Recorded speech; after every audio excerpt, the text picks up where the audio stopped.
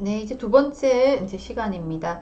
이제 생명보험회사와 손해보험회사에 대해서 한번 이제 보도록 하겠습니다. 우리가 이제 우리나라의 보험사에는 이제 크게 생명보험회사와 이제 손해보험사가 있습니다. 생명보험회사라고 하면 여러분들께서 쉽게 떠올릴 수 있는 회사들, 뭐 삼성생명, 교보생명, 프루덴셜생명 이런 것처럼 뒤에 생명자가 들어가는 회사들이 생명보험회사가 되겠습니다. 그에 반해서 이제 손해보험사는 현대해상, 삼성화재, 롯데손해 이런 회사들 뒤에 화재자, 손해자, 해상자 이런 것들 붙는 회사가 손해보험사가 되고요. 원래 시작은 굉장히 틀렸습니다. 그 생명보험회사가 보장하는 어떤 그 대상자와 보상의 내용, 손해보험사가 보상하는 대상자와 그 보상의 내용은 많이 틀렸는데 지금은 굉장히 비슷해져서 거의 두 보험사들이 다루는 영역이 이제 거의 같아지고 있습니다. 몇 가지 빼고요. 그래서 옛날에 굉장히 틀렸는데 지금은 좀 비슷해지고 있습니다. 한번 설명 보겠습니다. 생명보험회사입니다. 생명보험회사들은 보험계약자가 사망하면 보험금을 지급하는 다양한 상품들을 판매합니다. 사망뿐만이 아니죠. 이건 이제 교과서에 이렇게 책에 나와 있는 건데, 사실 사망뿐만이 아니라 아팠을 때, 그 다음에 다쳤을 때, 그 다음에 장애를 입었을 때, 뭐, 다양하게 보험금을 이제 지급합니다. 또한 생명보험회사들은 연금 계약을 또 판매합니다. 예, 연금 판매하죠. 그래서 몇 세부터 은퇴하면 한 달에 얼마씩 주는 연금 계약도 판매합니다. 연금은 일괄 납입에 대한 대가로 일괄 납입도 하고요. 사실 매월 납입, 매년 납입도 합니다. 어쨌든 그에 대한 대가로 특정 날짜, 내가 원하는, 고객이 원하는 특정 날짜부터 보험 계약자에게 자녀 생애 기간 동안 연간 소득을 제공합니다. 그래서 돈을 준다라는 거죠. 미리 돈을 넣어놓고 일정 시점부터 돈을 받아가는 그런 겁니다. 사망률 통계표는 생명보험 계약과 연금 계약의 가치 평가를 위해서 중요한 정보를 제공한다. 그러니까 사람이 언제까지 살 거냐를 다룬 통계표를 근거로 보험사는 보험을 개발을 하겠죠. 그래서 만약에 지금 30세 건장한 남자가 90세까지 살 거다라고 가정을 하면 거기 가정된 그 가정을 가지고 보험 상품을 개발하죠. 몇 세까지 살기 때문에 얼마씩 받아서 얼마씩 줘야 뭐 회사가 이익은 얼마고 이런 계산이 되겠죠. 보시면 그러나 계리사들은 장수 위험과 사망 위험을 고려해야 됩니다. 그렇게 계산을 했는데 근데 우리가 계산을 했음에도 불구하고 계산과 다르게 더 오래 살 가능성도 생각해야 됩니다. 왜냐하면 어떤 암을 극복하는 약이 나왔다든지 뭐 굉장히 오래 살 수 있는 약이 개발이 되어서 더 오래 살면 우리가 계산했던 것보다 더 오래 살면 그것도 위험이거든요. 왜냐하면 연금을 계속 줘야 되니까. 또는 사망 위험도 생각해야 됩니다. 사망 위험이란 에이즈 또는 스페인 독감 이렇게 나와 있는데 지금 최근에는 나와 있지만 지금 코로나 같은 거죠. 그래서 이런 큰 대유행이 되는 이런 유행병이 생겨서 인구가 갑자기 뭐 줄어들 가능성, 일찍 사망하는 위험도 고려해야 됩니다. 이거는 왜냐하면 생명보험에서는 죽으면 돈을 주는 종신보험도 있거든요. 그러면 너무 많이 죽어도 위험이겠죠. 그래서 사망 위험도 고려해야 합니다. 생명보험사는 이렇게 많네요. 우리나라에는 이거도 제가 다 표현한 거는 아닙니다. 이 보험사 말고도 더 있습니다. 그래서 하나생명, DCB생명, 메트라이프생명, 하나생명, AIA생명, ABL생명, 미래세생명, 프로데셀생명 등등 굉장히 많은 생명보험사들이 있네요. 다음은 이제 손해보험입니다. 손해보험은 재산상에 발생한 손실 또는 피해에 대해서 보상한다라고 되어 있죠. 원래 손해보험의 시작은 이랬습니다. 그래서 재산이라고 한다면 집에 불이 났다던가 또는 그 선박에 불이 났다던가 아니면 자동차가 사고가 났다던가 이런 것들 재산상에 발생한 손실 또는 피해에 대해서 보상했는데 근데 지금은 사람들에 대해서도 하고요. 굉장히 다양해졌죠. 또한 법률적 배상 책임 의무로부터 개인과 기업을 보호한다. 그래서 법률적 배상 책임 보험이라는 것도 있습니다. 예상하기 가장 어려운 것은 동일한 하나의 사건으로 인해 많은 보험 계약자들이 동시다발적으로 보험금 청구를 하게 되는 경우입니다. 그러한 사건의 예로 태풍 지진이 있겠죠. 최근에 우리 태풍이 왔죠. 그래서 태풍이 왔을 때 아주 많은 차들이 침수가 발생했습니다. 그래서 차들이 침수가 발생하면 차를 폐차해야 되는 경우가 많죠. 그래서 제 주위에도 폐차하신 분이 있거든요. 그래서 태풍으로 인해서 차가 폐차되는 게 한두 개면 괜찮은데 그렇게 큰 태풍이 오니까 폐차하는 차가 몇십 종, 몇백 종, 몇천 대가 되는 거예요. 그러면 보험사들은 그게 굉장히 자기들한테는 리스크, 위험이 되는 겁니다. 예. 법률적 배상 책임으로부터 발생하는 지불금 또한 예측하기 어렵다라고 되어 있습니다. 법적으로 만약에 그런 거 있지 않습니까? 우리가 뭐 삼성전자에 휴대폰을 개발했는데 이 휴대폰이 만약에 뭐 이제 예를 들어서 뭐 어떤 모방했다. 타 나라의 뭐 휴대폰을 모방했다. 그래서 법률적으로 이렇게 소송이 이제 들어온 거죠. 이제 그런 것들도 사실 기업들은 보험을 들어놓거든요. 근데 그게 금액이 엄청난 거예요. 만약에 배상해야 되는 금액이. 그러면 그 기업은 위험이 없죠. 왜냐하면 그 위험을 보험회사에 보험을 가입함으로써 보험회사의 위험을 전가시킨 거거든요. 넘겼죠. 근데 보험회사는 그 큰 돈을 배상해줘야 되는 또 위험에 노출이 되는 거죠. 근데 이거를 잘 예측해서 했다라면 예상을 잘 해서 보험료를 산출했다라면 그 보험료를 받았으니까 지불하면 되는데 이제 보험 계리사들도 실수를 할 수가 있잖아요. 또는 너무나 상상하기 힘든 위험이 발생해서 큰 손해를 볼 수도 있거든요. 그것 또한 보험사의 위험이다 라는 것을 설명하는 겁니다. 손해보험사의 종류를 볼까요? 굉장히 많죠. 메리츠 화재, 흥국 화재, DB손해보험, 하나손해보험, 삼성화재, 롯데손해 등등 이런 보험사들은 손해보험사의 종류입니다. 그리고 이제 보험사들이 다루는 보험들은 다양한데요. 옛날에는 정확히 서로가 굉장히 많이 달랐는데 여기 보시면 이제 비슷한 것들 많죠. 정기보험은 생명보험에서도 다루고 손해보험에서도 다루고 질병보험도 생명보험도 다루고 손해보험도 다루고 암보험도 생명보험사도 다루고 손해보험사도 다루네요. 근데 안 다루는 영역도 있습니다. 변액이라는 어떤 투자를 하는 상품은 주식이나 채권에 투자를 해서 받는 보험금이 달라지는 변액 상품은 손해보험사에는 없습니다. 그리고 종신보험, 사망을 했을 때 돈을 받는 종신보험은 손해보험사에는 없습니다. 그래서 다른 영역도 있고요. 또 밑에 제일 하단에 배상보험 볼까요? 배상보험은 생명보험사에는 없습니다. 손해보험사에는 배상보험이 있습니다. 그래서 배상보험은 손해보험사의 또 고유 영역이기도 합니다. 그래서 장벽이 많이 무너지고 있지만 일부는 각각의 고유 영역이 있다라는 겁니다.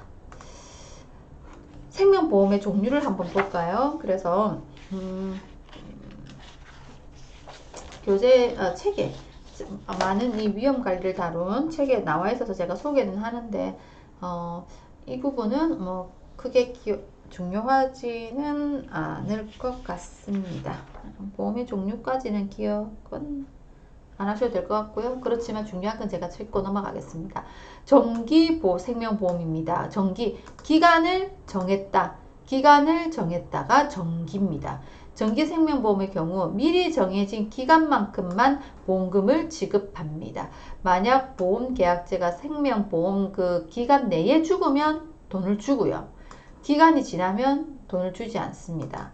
예를 들어서 제가 만약에 지금 45세인데 앞으로 20년간만 보험금을 받을 수 있는 정기보험에 가입했습니다. 그럼 이 20년 안에 사망하면 보험금이 나오는데 내가 만약 70세에 사망하면 나오지 않습니다. 그래서 미리 정한 기간만큼만 보험금을 주는 그래서 정기보험, 기간을 정했다 해서 정기생명보험입니다. 그에 반해서 종신생명보험은 기간 정하지 않습니다. 그래서 종신생명보험은 보험계약자의 전생에 걸쳐서 제공한다라고 돼 있죠. 그래서 사람은 언젠가는 죽습니다. 그래서 종신생명보험을 가입하면 언젠가는 받습니다. 그렇기 때문에 비쌉니다. 여기 보시면 당연히 종신생명보험이 정기생명의 보험료보다 훨씬 높은 보험료를 요구하겠죠. 언젠가는 받아갈 거니까 보험사도 돈을 많이 받아야겠죠. 종신생명보험이고요. 변액생명보험입니다. 변액은 보시면 변액생명보험은 앞서 언급한 해당 연도의 공정보험료를 초과하는 보험료가 형태이다 라고 되어 있는데 이게 무슨 말이냐면 보험에는 원가라는 게 있습니다. 그래서 원가, 그러니까 이게 위험보험료라고 해서 조금 어려운 용어인데 원가라는 게 있는데 그 원가보다 더 많이 받아요. 계약자로부터. 왜냐하면 더 많이 받아야지 원가는 없어지고 더 많이 받은 돈을 나중에 돌려줄 수가 있는 거거든요. 예. 근데 이 받은 돈을 주식 펀드, 채권 펀드 혹은 머니마켓 펀드 같은 곳에 이제 투자를 하는 겁니다. 예. 그래서 이렇게 이제 고객한테 받은 돈을 일부는 투자를 해서 이 투자의 결과에 따라서 받는 고객이 나중에 받아가는 보험금이 달라지는. 그래서 금액이 변한다 해서 변액이라고 합니다. 변한다는 거죠. 변한 액수입니다. 투자의 결과에 따라서. 그래서 고객이 낸 돈의 일부를 운영을 한 결과에 따라서 고객이 받아가는 돈이 변한다는 게 변액이 되겠습니다. 유니버셜 생명입니다. 생명보험은 유니버셜이라는 거는 고객이 내는 돈을 조정할 수 있습니다. 이 내용에 한번 볼까요? 보험계약자는 보험계약의 효력을 상실하지 않은 채로 보험료를 미리 정해진 최저 가격까지 내릴 수 있습니다. 그러니까 만약에 내가 10만원씩 내다가 좀 힘들어지면 한 5만원으로 가격을 조정할 수 있습니다. 대신 또 올릴 수도 있습니다. 돈을 인출할 수도 있습니다. 돈을 안 내던 금액을 한 번에 나중에 다 낼 수도 있습니다. 그래서 유니버셜이라는 기능은 조금 내가 내는 보험료를 탄력성 있게 조금 조정할 수 있는 게 이제 그 유니버셜 보험이 되겠습니다.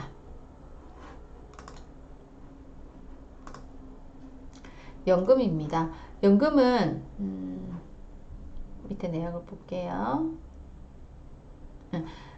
전형적인 계약의 경우 보험계약자는 보험회사에 목돈을 일괄 지급하고 보험회사는 보험계약자에게 특정 날짜부터 시작하여 보험계약자가 사망하는 시점까지 연금을 지급할 것이 연금입니다. 그래서 만약에 제가 이제 45세인데 1억이라는 돈을 보험회사 줘요. 그리고 그 정해진 계약을 하죠. 65세부터 한 달에 50만원씩 저 죽을 때까지 주세요 라는 계약을 한다는 거죠. 왜냐? 65세 정도까지는 일을 할 자신이 있어서 생활이 되는데 65세가 넘으면 생활비가 없잖아요. 이제 일을 못하니까. 그러니까 그때부터는 보험회사로부터 생활비를 받기 위해서 그런 계약을 하는 겁니다. 그래서 보면 이제 목돈을 일괄 지급하고 보험회사에 계약자는 목돈을 일괄 지급하고인데 꼭 이렇게 안 해도 됩니다. 목돈을 넣어도 되지만 매달 넣어도 됩니다. 그래서 예를 들면 내가 지금 45세인데 앞으로 10년간 매달 50만원씩 보험회사에 넣는 겁니다. 그러면 넣는 돈이 총 한 6천만원 되나요? 50만원씩 10년 넘어 6천만원 정도 되죠. 그래서 10년 넣고 그 다음에 계속 놔뒀다가 돈이 이자마다 쌓이게 놔뒀다가 65세부터 한 달에 얼마씩 받는 거 뭐 이렇게 됩니다. 그럼 여튼 나중에 몇 세부터 내가 뭐 정해진 기간 동안 받아도 되고요. 사망할 때까지 받아도 되고요. 그렇게 받는 게 연금이 되겠습니다. 보면 일괄 납입하는 대신에 월별, 분기별, 연별로 보험료를 주기적으로 보험회사에 납입하기도 한다라고 되어 있죠. 네, 이렇게도 받습니다.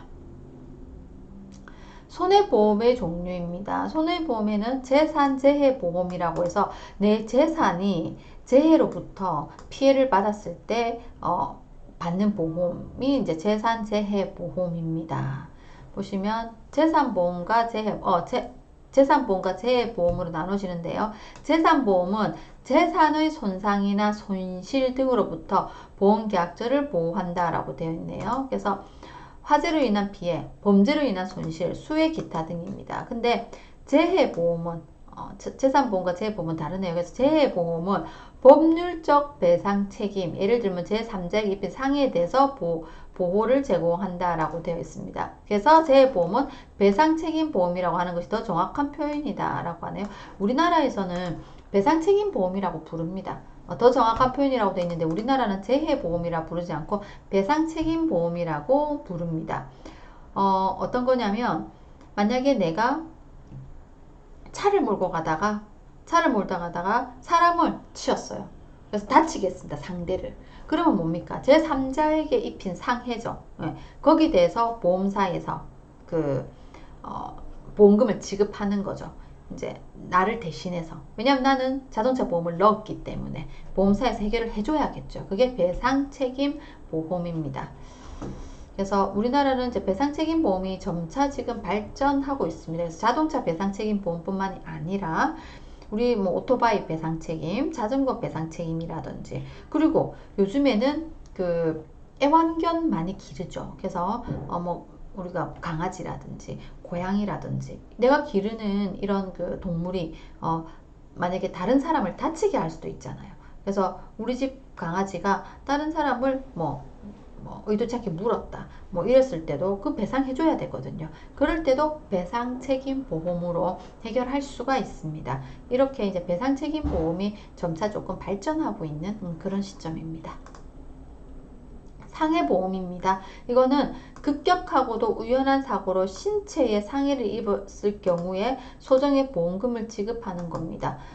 내가 길을 가다가 이제 넘어진 거예요. 그래서 다리가 부러진 거예요. 그랬을 때 뭐 보험회사로부터 골절 진단비를 받는다든지, 그다음 치료비를 받는다든지, 뭐 이런 것들이 이제 상해보험이 되겠습니다. 실손의료보험입니다. 실손의료보험은 보험가입자가 질병이나 상해로 인해서 병원 치료를 이제 받았을 때 보험약관에 약정된 금액만을 지급하는 정액보상과는 달리 실제 부담한 의료비를 말합니다. 그러니까 중요한 게 실제 부담한 의료비를 지급받는 상품입니다. 뭐냐면 조금 전에 제가 그랬죠. 길을 걷다가 넘어져서 다리를 다쳤는데 치료비가 골절이 되어서 깁스를 해가지고 치료비가 한 20만원 정도 나온 거예요. 사진 찍고 깁스를 했더니 20만원 정도가 나왔습니다. 그러면 병원에 낸 돈 영수증이 20만원이니까 이거를 보험사에 제출하면 그 치료비를 이제 돌려받는 실제 부담한 의료비, 그러니까 영수증에 적힌 금액에 따라서 보험금을 받는 거죠. 그래서 환자 본인 부담금에 해당되는 의료비 중 다 나오는 보험도 있고요. 80%, 90%까지 보장해주는 실손도 있습니다. 이거는 실손 따라 조금씩 틀립니다. 그래서 그렇고요. 그래서 이게 이제 실손의료보험까지 해서 손해보험의 종류를 이제 설명드렸습니다.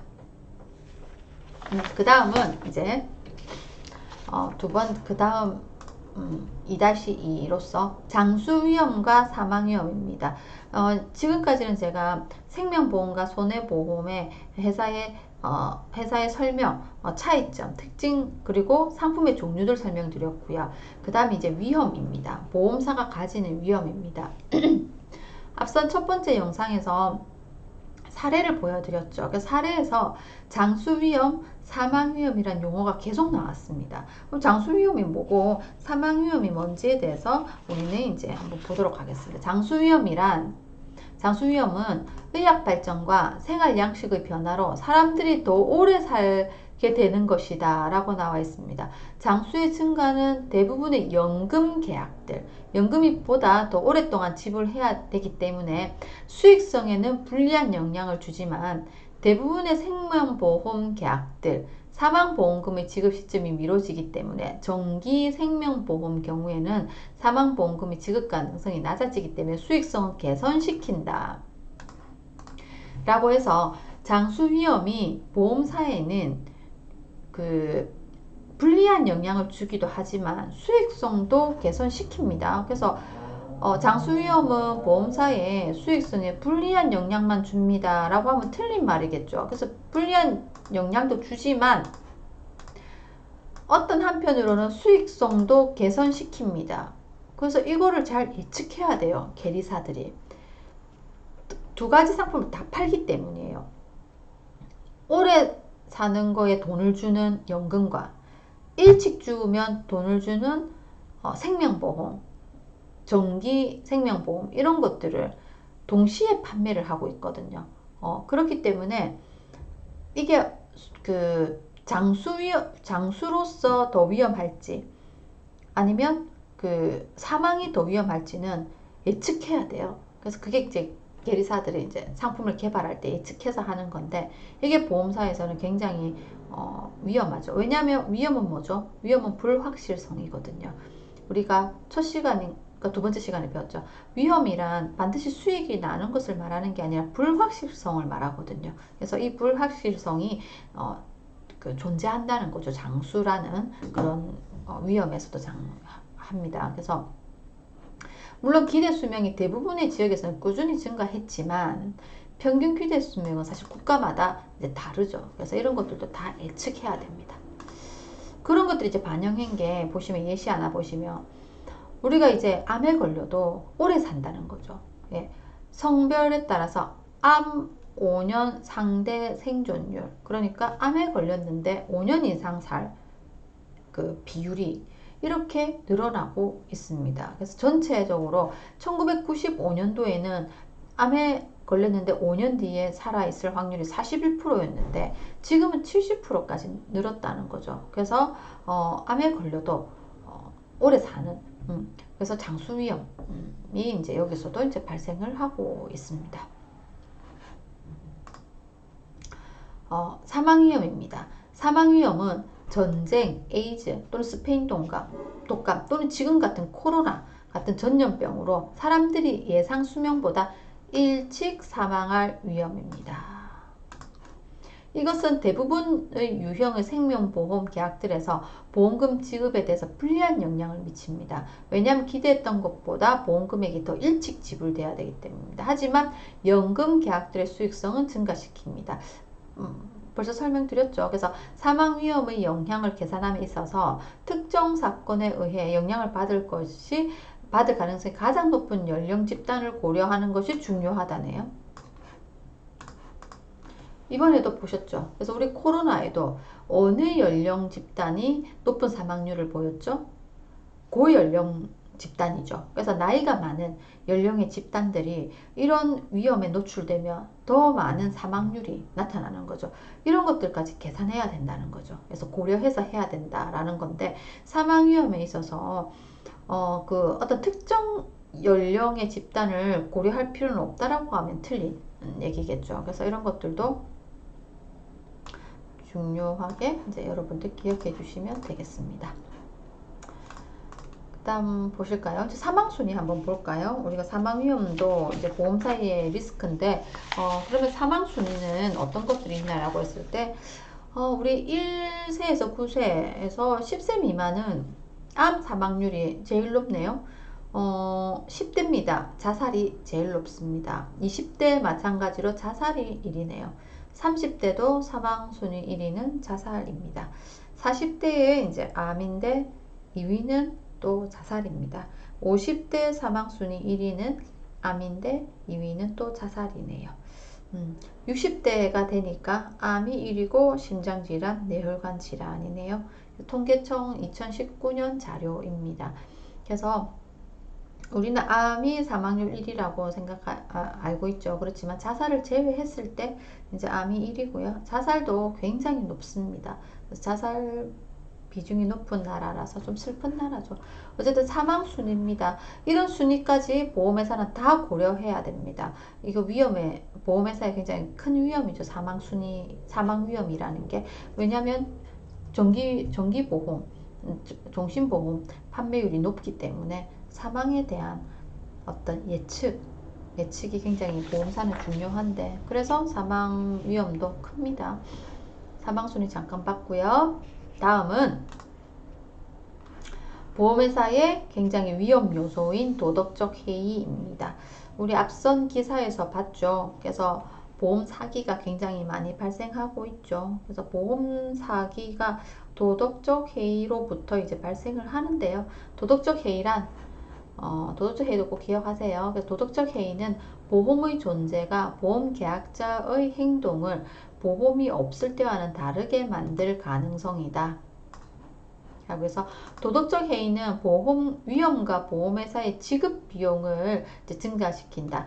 도덕적 해이의 예를 잠깐 볼게요. 첫 번째, 자동차를 소유한 사람이 자신의 자동차가 도난당하는 것에 대비하여 보험 계약을 체결합니다. 근데 보험 계약의 체결 결과, 체결 결과 자동차 소유자는 자동차를 잠그는 일을 소홀히 하게 된다. 이런 것도 이제 도덕적으로 해이해지는 거죠. 2번, 개인 의료보험을 계약을 합니다. 그리고 보험 계약의 체결 결과 계약자는 보험 계약 체결 전보다 더 많은 치료를 받게 됩니다. 보험이 없을 때보다 이제 보험료가 나오니까 아무래도 아프면 병원을 가죠. 내 돈이 안 든다는 생각에. 이것도 도덕적 해이다.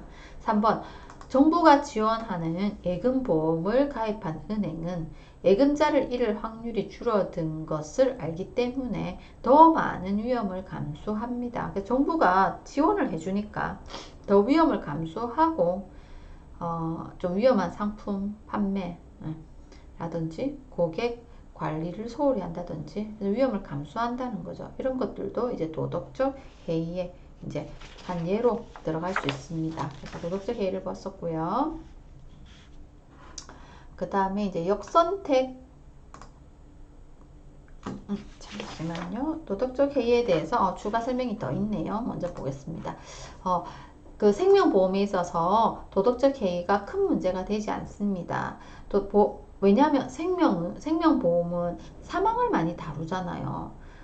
근데 사망을 이용하진 않거든요. 크게 본인의 사망을 이용해서 돈을 받기 위해서 사망을 이용한다, 그런 일은 잘 없으니까 큰 문제가 사실 되지는 않습니다. 생명보험에서는.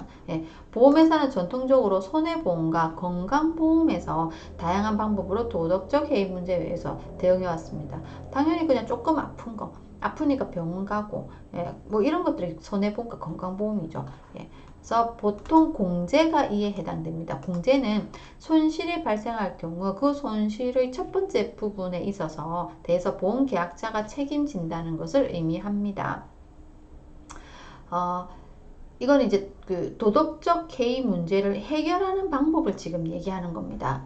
도덕적 해이 문제에 대해 대응을 해왔는데 대응의 방법이 공제라는 겁니다. 보험사에서 공제를 통해서 도덕적 해이에 대응해 왔다라는 거죠. 대응해 왔다. 그 방법이 공제다. 그래서 공제가 뭔지 보죠.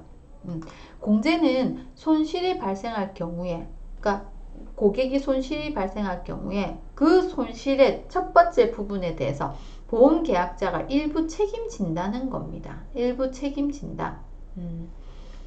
그 보험 계약자가 일부 책임지는 것을, 그 부분을 공제라고 불러요. 간혹 보험 계약은 공동보험 조항을 포함하기도 합니다. 그 다음 보험회사는 발생 손실을 공제한 초과한 부분에 대해서 미리 정해온 비율만큼 지급합니다. 게다가 거의 상상보험 책임 한도가 있습니다. 이러한 조항은 보험 계약자의 이익을 보험회사의 이익과 보다 더 긴밀히 연결시키는 기능을 수행한다라고 되어 있습니다. 이거는 뭐냐면 제가 예를 들어 설명드릴게요. 좀 어려울 수 있으니까요. 예를 들어서 아까 배상책임보험을 제가 얘기했습니다. 배상책임보험을 얘기했는데, 만약에 내가 우리 그런 거 있죠. 혹시 여러분들 중에서도 여러분들이 이해하기 쉬운 예를 하나 드리면 휴대폰을 예를 들어 볼게요. 우리가 이제 휴대폰이 있는데 휴대폰 새 거 사면 휴대폰 보험 가입 하잖아요. 휴대폰 보험 가입하는데 자기 부담금 비율을 정해서 가입합니다. 뭐냐면 만약에 휴대폰을 내가 100만 원짜리를 샀는데 이게 깨진 거예요. 깨져서 수리비가 만약에 30만 원 나왔습니다. 30만 원 나왔는데 자기 부담금이 만약에 5만 원이 있다라고 한다면 30만 원 중에서 5만 원은 내가 내고 25만 원만 보험사에서 지원을 해주는 거예요. 예. 내가 5만 원, 보험사에서 25만 원 지원이 되는. 그게 이제 공제예요. 그래서 공제 금액이 5만 원인 거예요. 이게 공제예요. 그럼 이 공제라는 걸 왜 만들었냐 하냐면 어쨌든 이 휴대폰이 깨지거나 하면 나도 돈이 든다는 거죠. 아무리 보험을 가입했지만 나도 일부 내 돈이 들어가요. 그러면 조심하겠죠. 10원도 안 들어가면 마음대로 다루겠죠. 뭐 이거 던져도 되고 장난치다가 뭐 떨어뜨려도 크게 걱정 안 하겠죠. 나도 10원도 안 들어가고 다 이거 수리해 주는데 조심하진 않는단 말이에요. 근데 공제 비용이 5만 원이 있으면 그래도 내 돈이 5만 원 들어가니까 어떻게든 조금 조심을 한다라는 거죠. 그래서 공제 금액도 만원, 5만 원짜리, 10만 원짜리 이렇게 정할 수도 있는데 거기에 따라서 보험료도 달라지죠. 그래서 어쨌든 그 보험사에서 지원하는 돈과 내 공제 비용의 합이 100%보단 적습니다. 100%보단 적습니다. 이게 뭐냐면 내가 이 휴대폰을 100만 원 주고 샀는데 수리비가 100을 넘으면 수리하지 않겠죠. 당연히 새로 사면 되잖아요. 100을 넘는 만큼은 수리하지 않겠죠. 예. 그리고 만약에 그 공제한 돈과 수리비가 이 금액을 넘을 수는 없습니다. 100보다 적은 만큼. 그러니까 돈이 남아서는 안 된다는 보험의 원리가 있는데요. 이건 자동차 보험에서도 적용됩니다. 자동차 보험에서도 수리비가 만약에 50만 원이 나왔는데 보험회사에서 70만 원 주는 일은 없습니다. 수리비가 50 나왔는데 보험회사에서 70만 원을 고객에게 주면 고객은 20만 원이 남죠. 돈이 남아요. 돈이 남아서는 안 돼요. 배상책임보험은 돈을 남게 하지 않습니다. 휴대폰 수리비가 30만 원 나왔는데 보험회사에서 나에게 만약에 50만 원을 준다. 그러면 이불로 부시겠죠. 이불로 고장내겠죠. 왜냐면 돈이 남잖아요. 수리비는 30만 원인데 보험회사에서 50만 원 주면 나는 20만 원이 남잖아요. 그러면 일부러 떨어뜨리거나 일부러 고장을 내겠죠. 그러면 나는 20만 원 남으니까. 그래서 배상책임보험은 100%를 넘지는 않습니다. 그거는 법으로 금지되어 있다. 그래서 100% 적은 비율만큼 지급한다라고 이제 되어 있는데요. 이런 거는 이제 참고로 알아두시면 좋을 것 같습니다. 다음은 이제 역선택입니다. 역선택은 보험회사가 보험계약자의 위험을 제대로 분류하지 못할 경우 발생하는 문제를 말합니다. 위험을 적절히 분류하지 못할 경우 모두에게 같은 보험료를 적용하게 되고 그 결과 높은 위험을 가진 고객들이 주로 보험계약을 체결하게 되는 일이 의도치 않게 발생합니다. 자동차 보험회사가 안전한 운전자와 불안전한 운전자를 구별하지 못하고 같은 보험료를 제한한다면 불안전한 운전자들을 유치할 가능성이 높죠.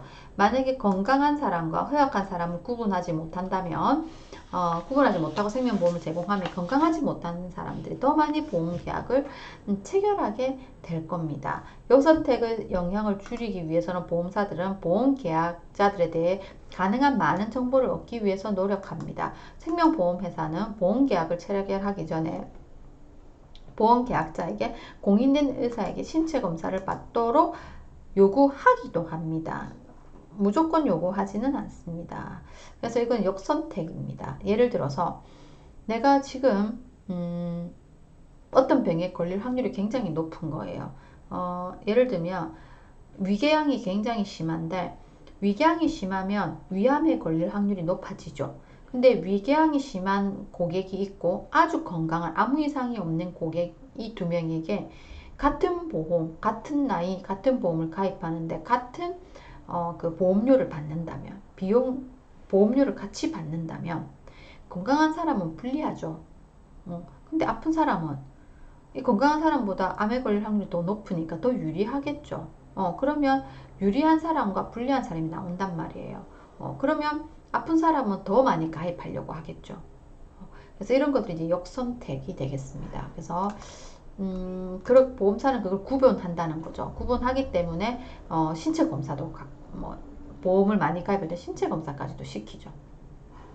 그래서 자동차 보험회사는 보험 계약을 체결하기 전에 그 운전자는 과거 운전 기록에 대해서 많은 정보를 얻으려고 합니다. 그 기록을 캐치하죠. 그래서 자동차 보험의 경우 보험사는 운전사의 위험, 사고 횟수, 속도 위반 횟수 이런 것들을 지속적으로 모으고 그거를 반영해서 매년 보험료를 변경합니다. 예. 물론 역선택을 완전히 극복할 수는 없습니다.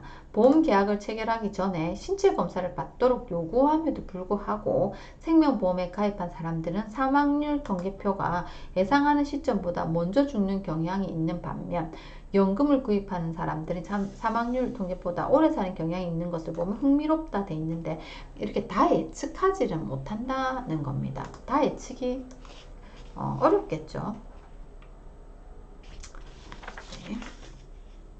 네, 그렇게 해서 이렇게 이제 역선택까지 이제 공부를 좀 해봤습니다. 마지막 이제 세 번째 영상에서는 세 번째 영상은 굉장히 짧게 진행을 할 거고요. 보험사가 직면한 리스크 정리하는 시간 세 번째 영상에서 가지도록 하겠습니다. 이렇게 두 번째 영상을 마치겠습니다.